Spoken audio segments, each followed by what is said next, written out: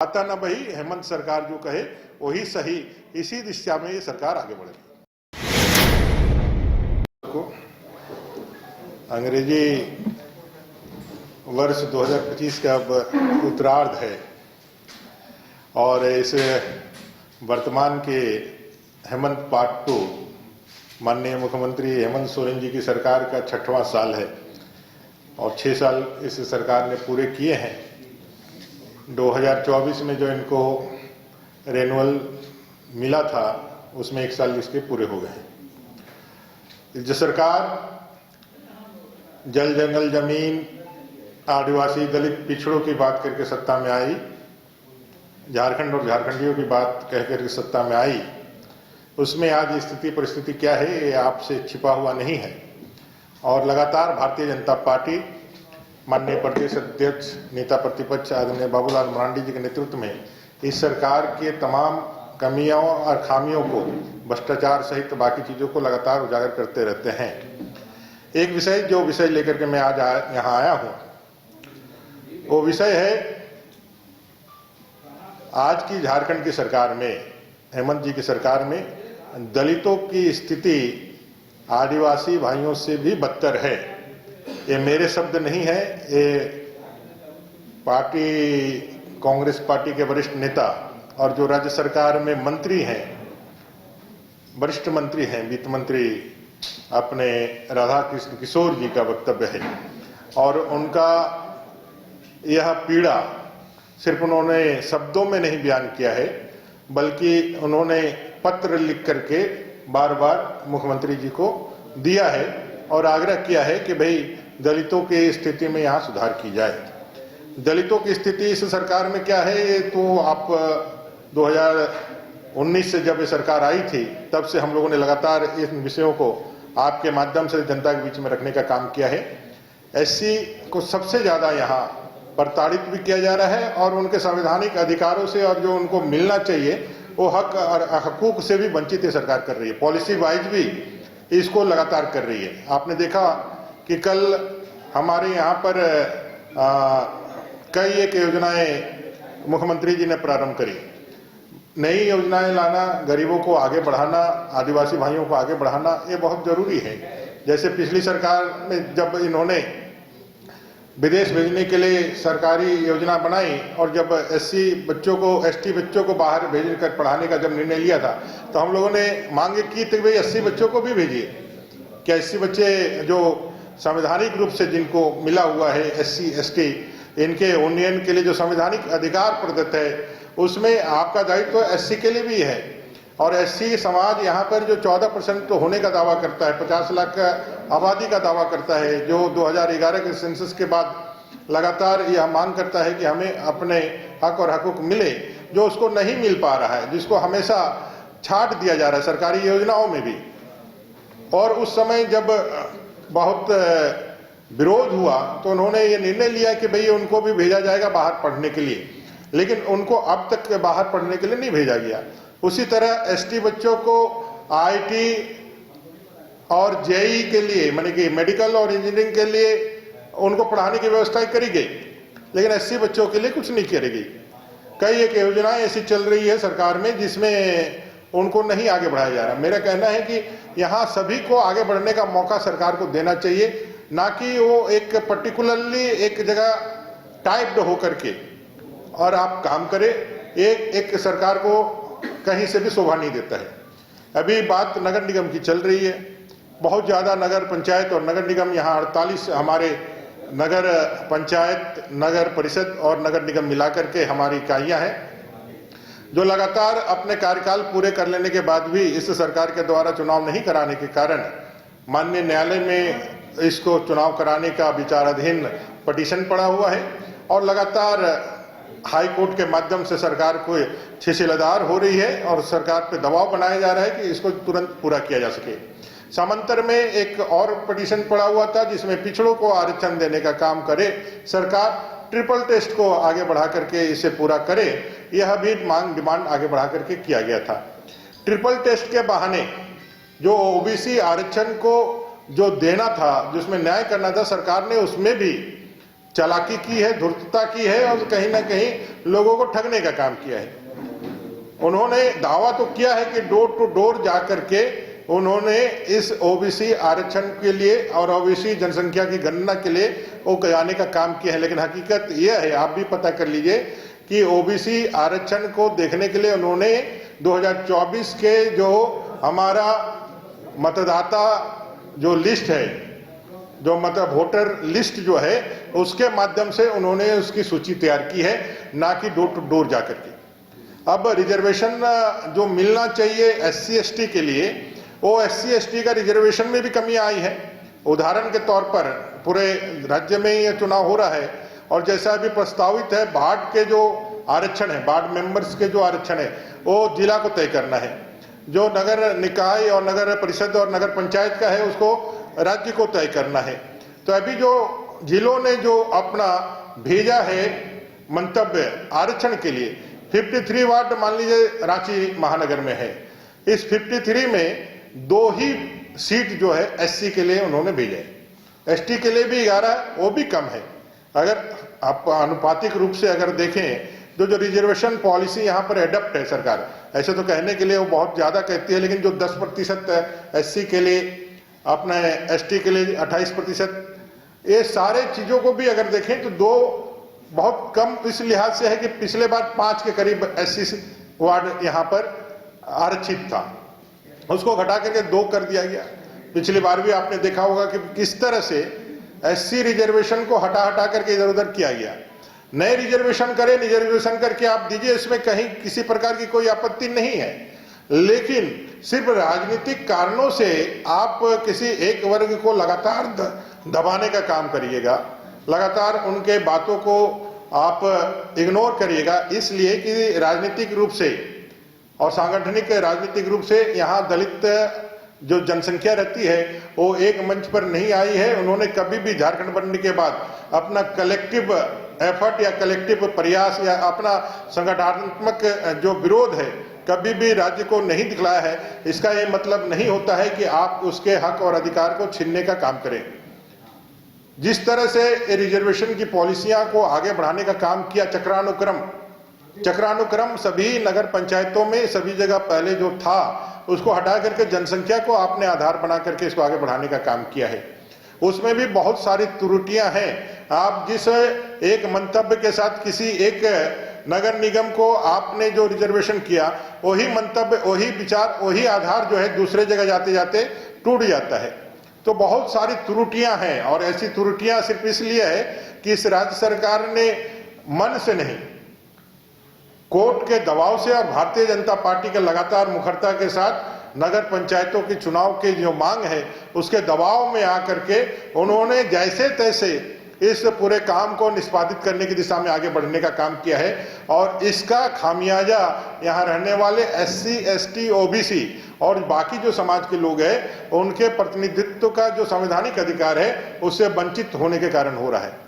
तो मेरा यहाँ आज इस प्रेस कॉन्फ्रेंस के माध्यम से इस दलित विरोधी सरकार, इस ST विरोधी सरकार, OBC विरोधी सरकार, इस तमाम झारखंड विरोधी सरकार से यह आग्रह या मांग करते हुए कि आप जो काम कर रहे हैं उसमें पारदर्शिता आए, उसमें संवैधानिक जो मान्यताएं हैं, जो संवैधानिक व्यवस्थाएं हैं, उसके अनुरूप वह कानून के रूप में आगे आए और उसको लेकर के आगे बढ़ाने का काम करें ताकि सभी को न्याय मिले। ये सामाजिक न्याय का भी विषय है। आप जब यह विषय लेकर के जब सामाजिक संगठन संबंधित पदाधिकारियों के पास जाते हैं तो पदाधिकारी का एक ही जवाब होता है कि इसमें हम कुछ नहीं कह सकते हैं, ये सरकार के द्वारा दिया गया आदेश है जिसका हमको पालन करना है। इसमें मेरिट तो बनता है कि भाई संवैधानिक दृष्टिकोण से इसमें गलत हो रहा है, तो उसका एक ही उपाय है, एक ही उपचार है कि आप कोर्ट का दरवाजा खटखटाएं। अब कोई दलित समाज का कोई व्यक्ति यहाँ से लेकर के हाई कोर्ट से लेकर के सुप्रीम कोर्ट तक जाए, ऐसे व्यक्ति हमें लगता है झारखंड में जो इन सब चीज़ों के लिए आगे बढ़े वो कम है। अब उसका हक अधिकार जो संविधान ने संरक्षित किया है उसको पाने के लिए न्यायालय का दरवाजा जाना पड़े, तो ये गरीब विरोधी, ये गरीबों की हितैषी, दलितों की हितैषी सरकार कैसे आप मान सकते हैं? ये तो दलितों और गरीबों का हितैषी सरकार नहीं है।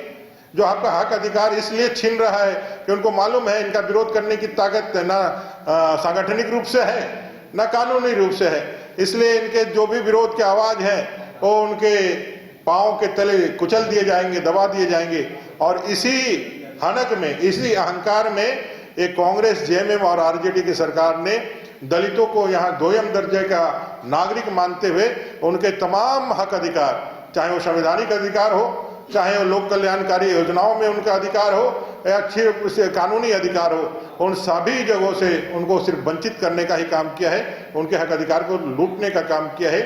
अब आपके माध्यम से, चूंकि यह जो मर्मरिंग है ये समाज के अंदर है, ये पूरे समाज के अंदर दलित जो बुद्धिजीवी हैं, जो युवा हैं, उनके अंदर है। सांगठनिक रूप से वो एकताबद्ध होकर के कहीं अपने एकता का परिचय नहीं दे पा रहे हैं, लेकिन ये है। और ये होते होते अगर सरकार नहीं चेतती है, सरकार अपने गुण, जो उसकी कमियां हैं, जो खामियां हैं, जो गलतियां हैं, उसको नहीं सुधारती है, तो एक दिन ये धीरे धीरे जमा हुआ बारूद एक दिन फूटेगा और बाबा साहब आम्बेडकर के संविधान की ताकत से यह दलित समाज अपने हक और अधिकार के लिए सड़कों पर उतरेगा। वो दिन आने ना दे यह हेमंत जी की सरकार, मैं उनसे आग्रह करता हूं, क्योंकि अगर यदि वो दिन आ गया तो इस सरकार के लिए बहुत भारी पड़ेगा। धन्यवाद।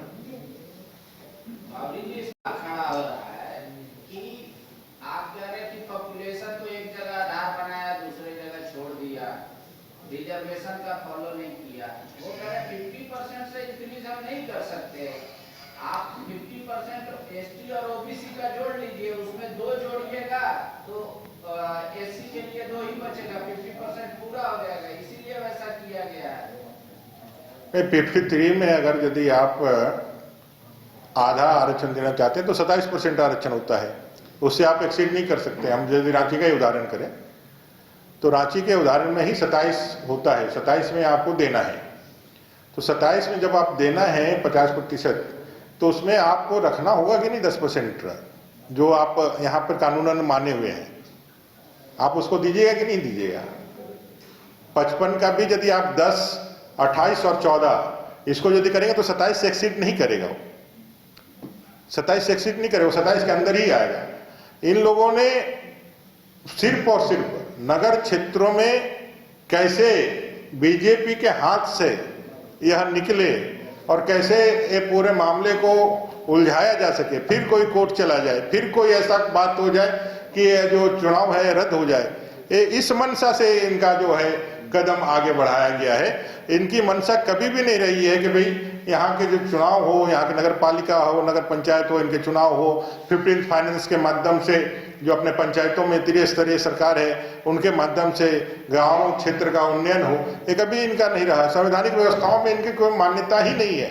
सूचना आयुक्त का मामला हो, लोकायुक्त का मामला हो, बाल आयोग का मामला हो, महिला आयोग का मामला हो, उन तमाम पाबंदियां जिनके माध्यम से सरकार के जो निरंकुशता है, इनका स्वच्छता है, उस पर अंकुश लगाया जा सके संवैधानिक व्यवस्था में, वो सारी चीजें इन्होंने दरकिनार करके रखी हुई है। वो कभी भी उनको यहाँ स्टेब्लिश नहीं करना चाहती है। 6 साल हो गए, आप सूचना आयुक्त, लोकायुक्त का आप यहाँ पर गठन नहीं कर पाए हैं, आप यहाँ महिला आयोग का गठन नहीं पाए हैं, यहाँ बाल आयोग का गठन, ये सारी चीजें सिर्फ इसलिए कि संवैधानिक मान्यताओं से परे जाकर के इनकी लूट और झूठ की सरकार चलती रहे, कोई अंकुश लगाने वाला ना रहे और इनका तानाशाही व्यवहार जो है पूरे चरम पर जा सके।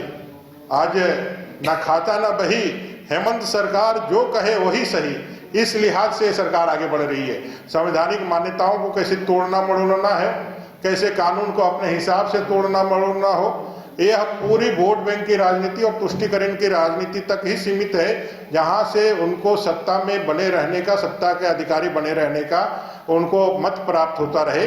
कहीं से भी न्याय मिले, लोगों को उसका अधिकार मिले, इस सरकार की कोई मंशा नहीं है।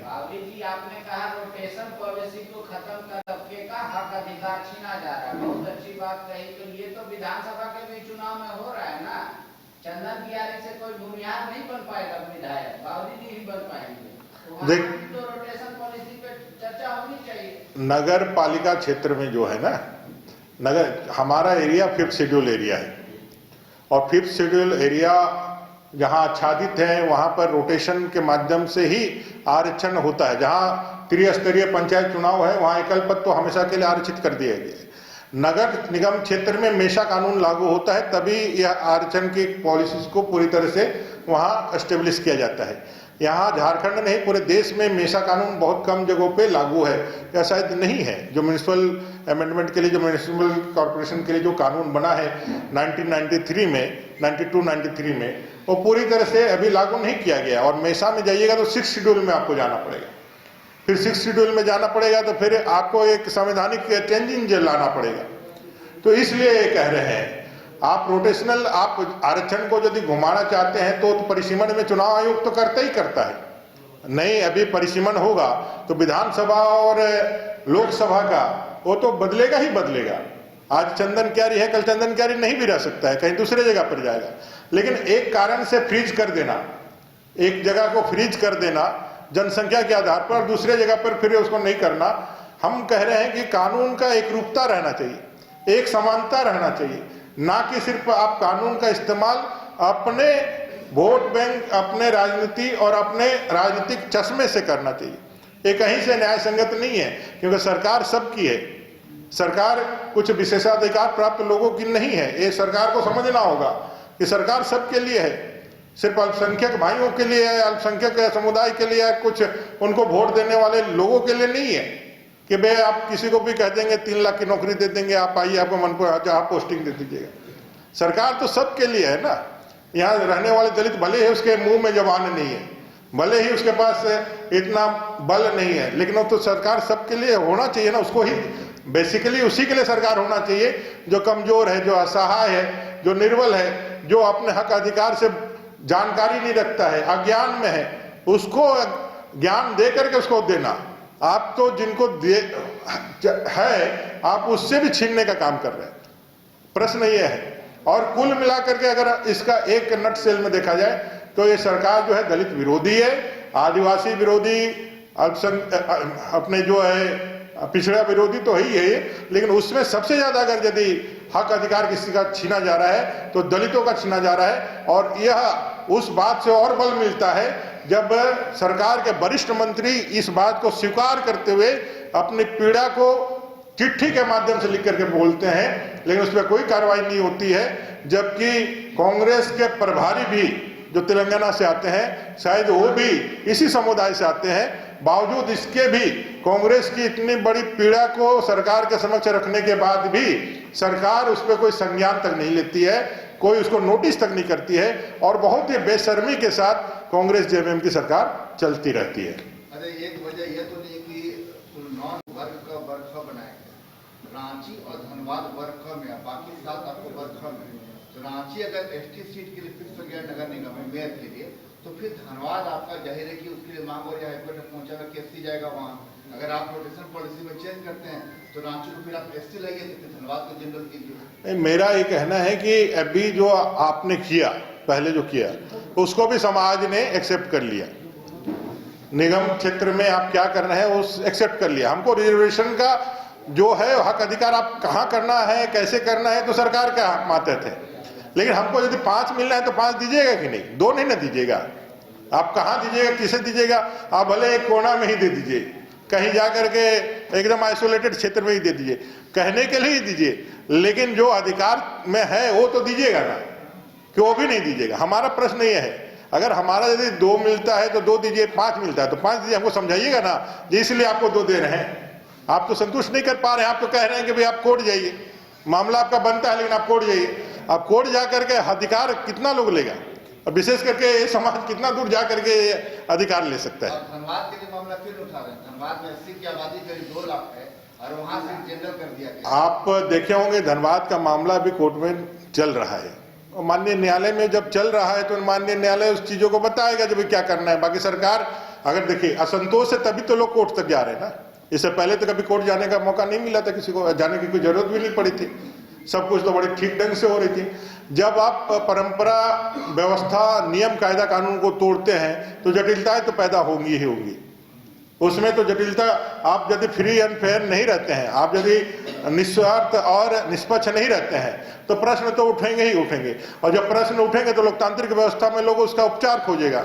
जब आप सरकार होकर के उसका निदान नहीं कीजिएगा तो माननीय न्यायालय के पास जाएगा, जो सक्षम लोग न्यायालय के पास जाते हैं। बाकी लोग, सरकार बड़ा है, सरकार सर्वशक्तिमान है, सारी शक्तियां स्टेट में निहित है, इसलिए स्टेट के एक नागरिक के रूप में, वो भी एक दलित नागरिक के रूप में, एक आदिवासी नागरिक के रूप में हमारे पास कोई ताकत नहीं है। इसलिए सरकार जो कह रही है वही मेरे लिए एक पत्थर पे खींचा हुआ लकीर है, वही मेरी नियति है, वही मेरा भाग्य है, यही समझ करके हमको एक्सेप्ट कर लेना।